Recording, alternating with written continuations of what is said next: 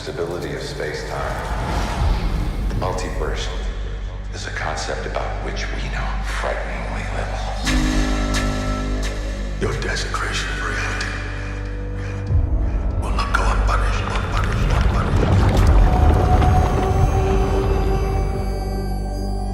It was the only way.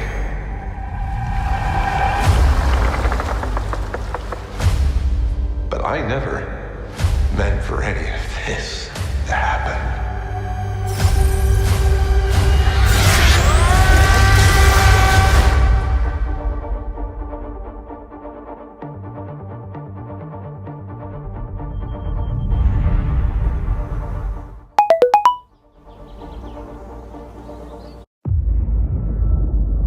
Don't cast that spell. It's too dangerous. Why? We tampered with the stability of space-time. The multiverse is a concept about which we know frighteningly little. Your desecration of reality will not go unpunished.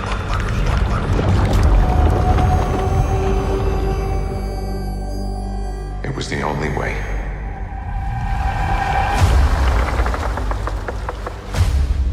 But I never meant for any of this to happen.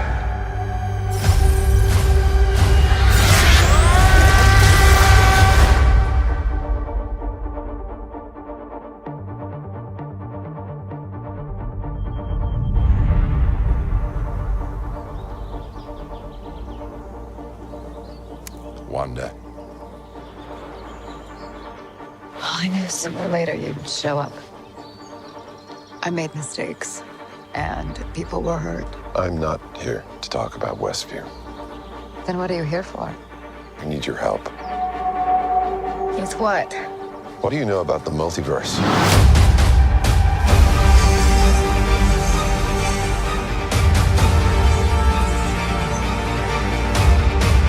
I'm sorry, Stephen. I hope you understand. The greatest threat to our universe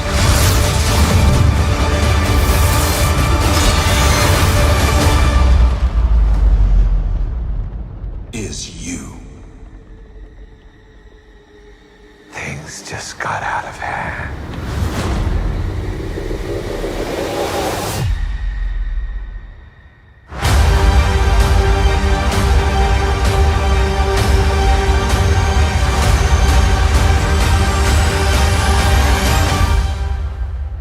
What's up, everybody? It's Warren. Welcome back to the Cosmic Wonder, where we talk all things Marvel and MCU, and today we got the official trailer for Doctor Strange in the Multiverse of Madness. Now, if you saw Spider-Man No Way Home in the theaters and you stayed for the second post-credit scene, you've actually seen this before, because the trailer was the second post-credit scene for No Way Home. If you've seen it, you know that it is truly epic, and now is the film that I am most excited for that is up and coming. So, let's break it down, and don't forget to subscribe if you want to stay up to date on all of the latest MCU news.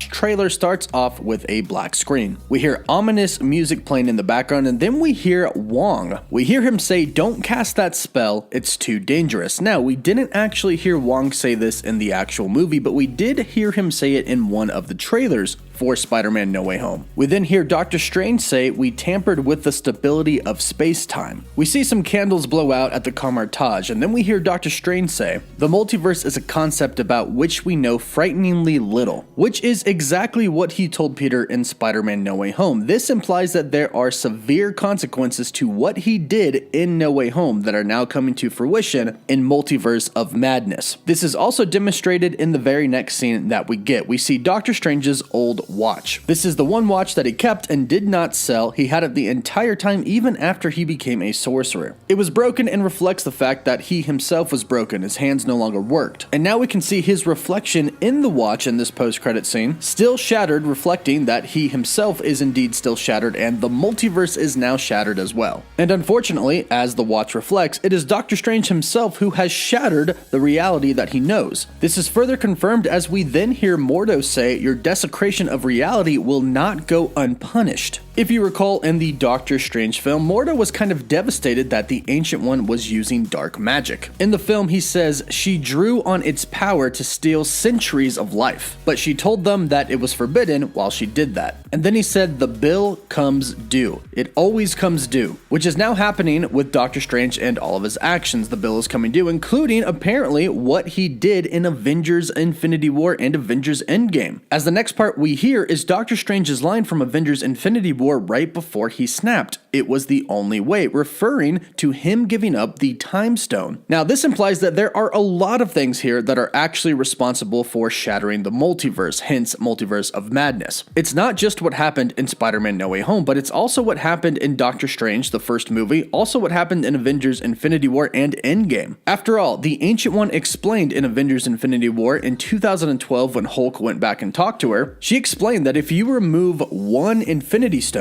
from a universe, that would tamper with the flow of time and that their world would be overrun, and millions would suffer without their chief weapon against the powers of darkness, referring to the Infinity Stones. And this is actually exactly what is happening right now. The Infinity Stones no longer exist in our universe. They were destroyed by Thanos. In fact, this is even a point that is made during Spider-Man No Way Home when Peter originally goes to Doctor Strange and asks him to reverse time. Doctor Strange said even if he would be willing, he doesn't have the Time Stone anymore, the chief weapon against the power of darkness that the Ancient One mentioned. We see Doctor Strange go through a gate in which New York seems to be kind of falling apart. This actually looks like exactly what we saw in the What If episode where Doctor Strange and Strange Supreme were in. What If episode 4. Doctor Strange bypassed an absolute point in time. This affected the universe and essentially made it start going away. And eventually that universe did completely go away. It sort of dissipated into nothingness, which seems to be what is happening right here. Now, as far as absolute points in time are concerned, Doctor Strange could have actually bypassed several of them, possibly affecting infinite amounts of different universes. He gave up the Time Stone, which the Ancient One did call their chief weapon, and even though Infinity War and Endgame made it seem like it was supposed to happen, perhaps there are some big consequences that follow up with that. Plus, not to mention, his spell did cause the Sinister Five to come into Spider-Man No Way Home and the main MCU timeline.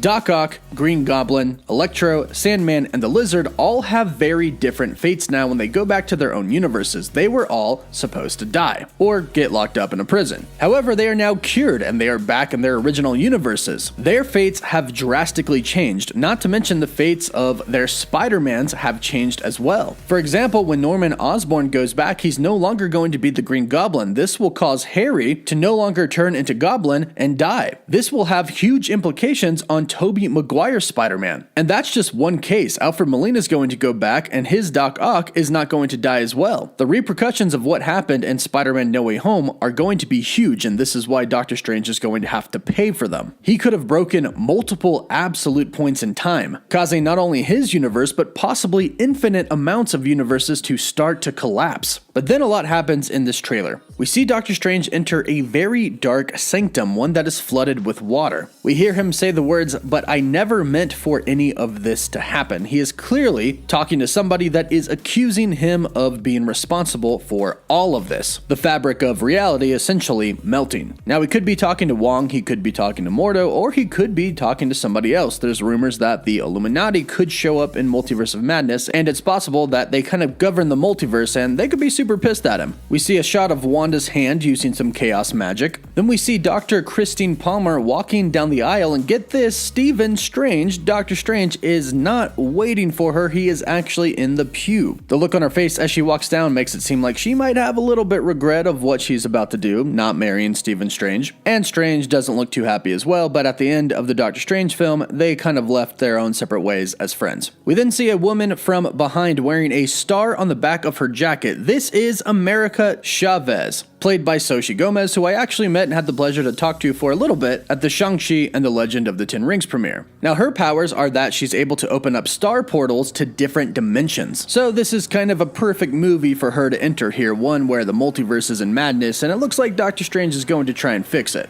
Amereica Chavez, aka Miss America, is definitely going to be a key asset. We then see a very beat up Wong who looks like he's having a rough time. We then see somebody falling through a portal of a shattered reality, in which I originally thought was Doctor Doctor Strange, but it kind of looks like they have a ponytail here, so maybe not Strange. But if you look hard enough, you can definitely tell that that portal is a star portal, so it was created by Amereica Chavez. We then cut to the big scene. Doctor Strange goes and he finds Wanda. She says, "I knew sooner or later you'd show up." And she starts talking about the mistakes that she made in WandaVision, in Westview, but Doctor Strange says, "I'm not here to talk about Westview." Wanda then asks, "What are you here for?" And he says, "How much do you know about the multiverse? We need your help." In which Wanda looks very surprised, but we know that Wanda actually probably knows quite a bit about the multiverse at this point. At the end of WandaVision, in the post-credit scene, we saw the Scarlet Witch astral projecting and learning about other universes, about different realities, because she was searching for her kids. We actually heard the Doctor Strange theme music playing in the background of this scene. She was searching the Darkhold and actually learning very dark magic, all of course to find her kids, and what she finally did here at the very end. But since she was using astral projection to study, we could probably assume that she's read the entire Darkhold, which means that she has been tampering with dark magic. This is something that Mordo said was pretty forbidden. And even in a few scenes later, we see a picture of her as the full Scarlet Witch. We see her in the middle of a seance surrounded by candles, and rumor has it that she is going to be somewhat of a villain in Multiverse of Madness. Now, we're not really sure who the main villain is at this point in time, but we do know that she really wants to find her children, and she has been learning very dark magic. So she's going to be insanely powerful, and she is the Scarlet Witch now, fully unlocked, which makes her even more powerful, and we know that she's probably going to stop at nothing to find her children, even if that means having to fight Doctor Strange. But we'll have to wait and see on that. We then have a scene where Doctor Strange comes out of a door. Now, the base of this door is kind of floating in another reality. It's hard to tell what place this is, but it could be the home of Amereica Chavez, the Utopian Parallel. The Utopian Parallel is a dimension that exists in parallel to all other dimensions of the multiverse. It is actually out of time and outside of the multiverse as well. We see Strange looking out of the door, and behind him we can see Amereica Chavez and we can see Wanda. We then see Mordo and we hear him say, "I'm sorry, Steven." Then darkness and clouds go over the Camartage. Strange and Wong look insanely worried. We see the shots of the Scarlet Witch that I talked about before, and as we see Mordo and Doctor Strange fighting each other, we hear him say, "I hope you understand." And as he says this, we see Doctor Strange kind of casting some red magic that looks an awful lot like Wanda's chaos magic, and these little orbs kind of look like perhaps different universes, different worlds, all connected to each other. Perhaps Doctor Strange trying to do some damage control to what Wanda has done, or he himself has done. We then see one of the villains of Multiverse of Madness. What we thought was going to be Shumagorath is actually Gargantos. Now, I've spoken about Gargantos before. Not a very well-known villain. In fact, he's only appeared in a couple of comic issues, but is associated with Namor, the Submariner of Atlantis. If the Illuminati is going to appear in Multiverse of Madness, it is possible that Namor could appear as well, as he is part of the Illuminati. This could explain how Gargantos arrives, or they could simply change the entire comic story altogether, and Gargantos could simply be a multi-dimensional villain. It throws a bus at Doctor Strange and Amereica Chavez, but Doctor Strange is able to protect both of them by casting a spell and cutting the bus in half. Then, as we hear Mordo finally finish the sentence, which started off as, "I'm sorry, Steven, I hope you understand,